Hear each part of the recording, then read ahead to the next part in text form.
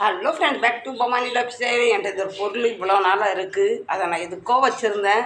எப்போவுமே இந்த மாதிரி துணி எடுத்து தான் இதை துடைக்கவும் பெருக்கவும் கூட்டவுமா இருந்தேன்.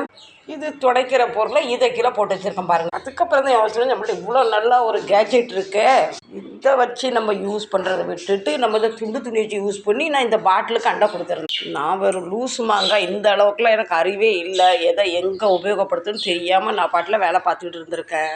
உங்கள் வீட்டில் என்றைக்காவது உங்களுக்கு எது யூஸ் பண்ணணும்னு தெரியாமல் வச்சுருக்கீங்களா? கமெண்ட் பண்ணி சொல்லுங்கள். பாருங்கள் ஃப்ரெண்ட்ஸ், கண்ணாடியிலாம் தூசி டஸ்ட் பண்ணிருக்கு. ஒன்றுமே செய்ய வேண்டாம், வச்சுட்டு ஒரு இழுப்பு இந்த குப்பையை அப்படியே கீழே தள்ளி விட்டுறலாம். பார்த்தீங்களா?